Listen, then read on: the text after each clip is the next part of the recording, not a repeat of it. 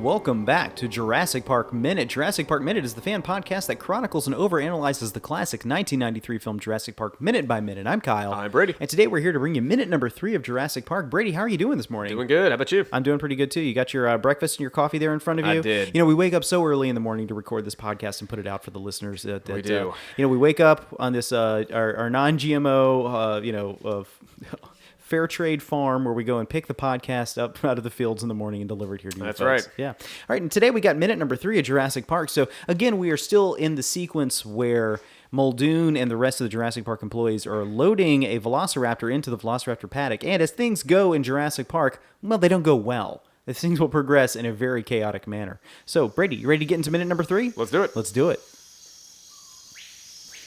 In the previous minute, we saw the crate carrying a dinosaur move into position by a Jurassic Park security crew.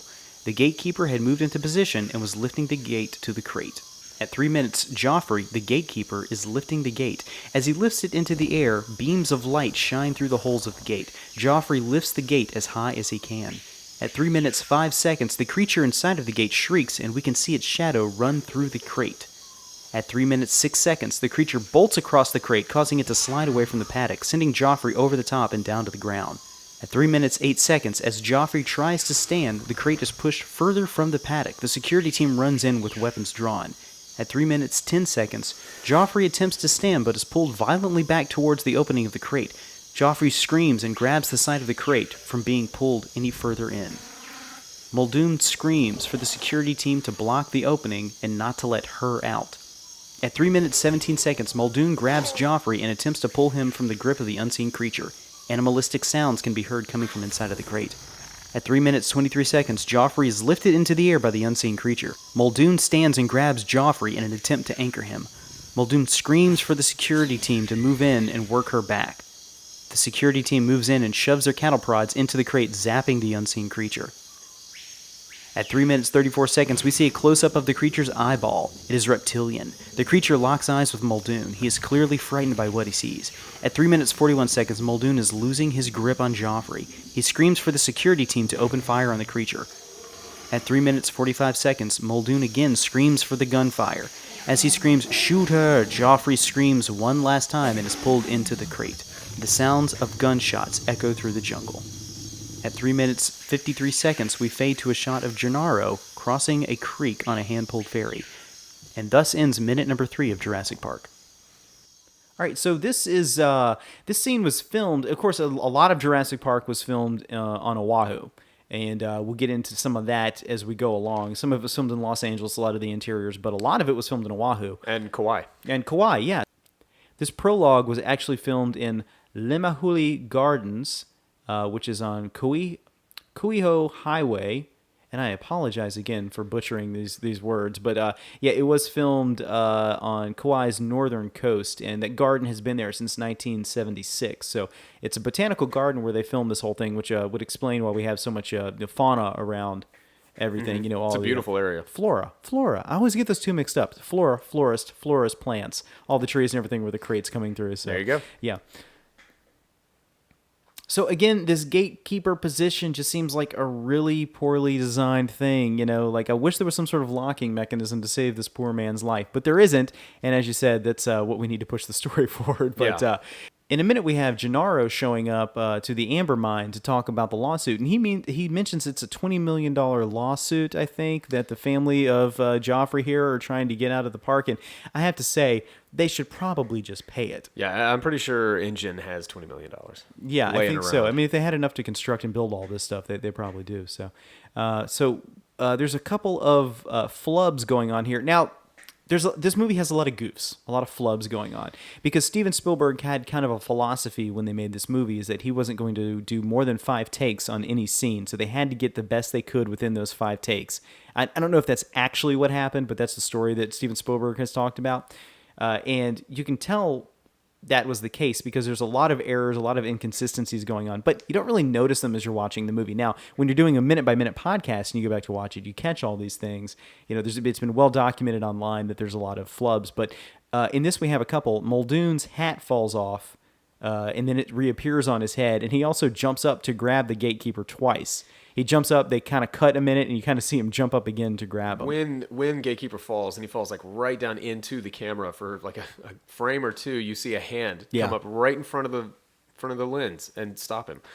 And it's like, I know that someone would have seen that in an editing room. And even if you're just trying to cut yourself off at 5 takes, that's still a pretty obvious thing. But again... But they might not have 4 other takes that work better. It might be the best one. I'm sure there was an editor that kept banging his head on the editing bay. You know, being like, this is the best we have. To the film's credit, you don't even notice it. And there's another big inconsistency that comes later I might point out, but I don't want to ruin the sequence for anybody who's not aware of it. But it is something that happens right in your face, and you don't even notice it. And that's just... it's the charm of the scene. You're caught up in what's going on. You know, it's the lighting, the music, it's the acting, it's everything else. You don't notice little inconsistencies like that. The movie is doing it just that well. Now, Spielberg was coming off of Hook, which I think was just a very, very, very overly primed movie. Yeah. And that's, you know, Hook has a lot of cool stuff going on in it. Production design, score, just a bunch of stuff. And but it's a film that you can tell was just so overly primed. And I think he was probably saying, okay, I put all of that detail, all of that effort into Hook, and that's what I... It didn't make it a better movie. And it didn't make it a better movie. Well, let's just go make Jurassic Park and let's do it. 5 takes, boom, move on. With 5 takes, too, you're probably not wearing your actors out. You're not wearing your crew out. So everybody's kind of got a better attitude moving forward. And as a director, that is the thing. You do have to look at it as an artistic piece, but you're also responsible for the business aspect of this film being made. You're the one who's responsible at the end of the day. Did we get enough coverage? You also did everything stay on budget? Yeah, it's a good way to control budget. Yeah. So in this, I mean, it's funny because of the day we live now, you could fix a lot of this stuff with CG.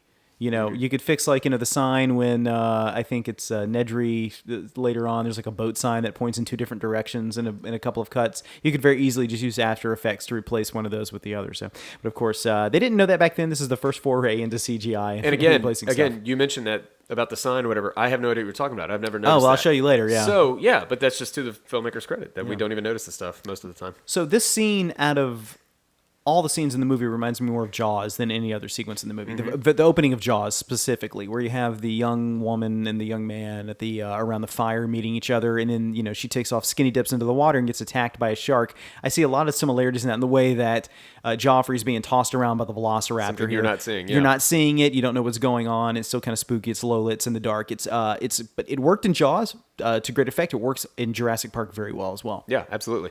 I really like the. It's a cool touch where there's a little stare down real quick. Muldoon catches the glance of the raptor, and they're looking right at each other. And it's one of those things like, the raptor knows that you're looking at him, and he's looking at you and all this. And the attitude that Muldoon has later about the velociraptors are informed because he's the guy that's been there on the ground floor seeing what killing machines these things are. Yeah, he is against having raptors in the thing. He says later they should all be destroyed and everything. Yeah, so Muldoon, ordering all of the men to... shoot the raptor just kind of shows that this guy is 100% completely against the idea of having raptors in the whole thing to begin with. And I just think that's so interesting. That's something they continue to carry throughout the film that I always notice and like. So there's also a close-up of Joffrey's hand sliding through Muldoon's arm whenever he's trying to keep him alive. And there's a close-up of Muldoon's watch, which I thought was such a cool-looking watch because it's like the watch face plus a compass on the wristband. It definitely looks like the kind of watch that somebody who does Muldoon's thing would do. And it's set to 11:24 p.m., but it's a Miyota 4800 jewel movement plus compass watch. It's very nice. The people really go nuts over watches in movies. There's entire blogs out there over like what kind of watch James Bond is wearing in different movies. I know that the watches in Aliens, the Casio watches, people went to great lengths to try to get a hold of those for cosplay and things like that. So, all right, we got anything else for this minute? No, that's it for me. All right, great. Well, folks, we'll be back tomorrow for a Friday episode, but until then, hold on to your butts.